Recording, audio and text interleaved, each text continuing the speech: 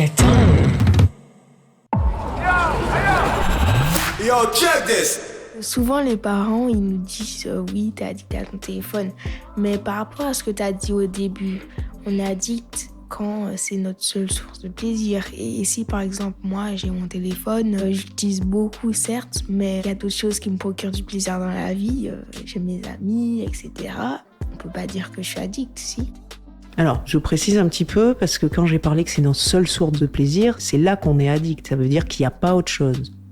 C'est-à-dire qu'il n'y aurait que ton téléphone. Et tu n'aurais pas d'autres attirances pour d'autres choses. C'est-à-dire que le plaisir, il n'y a plus que le téléphone et ça provoque un isolement autour. Là, on est dans l'addiction. Là, je parlais d'une addiction aussi par rapport à un produit. Donc, par rapport au téléphone, il y a ça, mais ça dépend de ce que tu fais avec ton téléphone. Si tu communiques avec tes amis dans le téléphone, oui, ça peut poser quand même un petit souci, mais ça fait partie aussi de l'adolescence quand même. Ça peut parler un petit souci si tu fais que ça. Et que du coup, tu perds le lien avec ta famille, que tu es à table, que tu fais que ça, et que en effet, on est dans quelque chose de conflictuel. Donc là, on n'est pas forcément dans de l'addiction, mais ça t'amène des difficultés.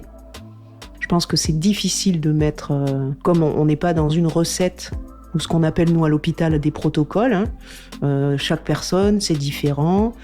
Chaque personne a à voir pourquoi elle fait ça. Voilà, parce que souvent à l'adolescence, on grandit, on a besoin de s'affirmer. On a besoin de montrer à ses parents qu'on décide un peu tout seul. Donc là, on peut pas mettre à chaque fois qu'il y a des difficultés et dire voilà, c'est de l'addiction, donc il faut faire attention avec les mots. Comme par exemple, tout à l'heure, tu as utilisé l'histoire de la dépression. Voilà, je me sens pas bien, alors je fais ça. Entre je me sens pas bien et je suis dépressif, il y a énormément d'écart. Parce que la dépression, il y a un ensemble de symptômes qui dit qu'on est dans une dépression, avec des problèmes physiques et des risques. Et quand on se sent pas bien, c'est un état qui peut arriver à tout le monde, mais on n'est pas dans la pathologie. Et pour l'addiction, c'est pareil, on n'est pas forcément...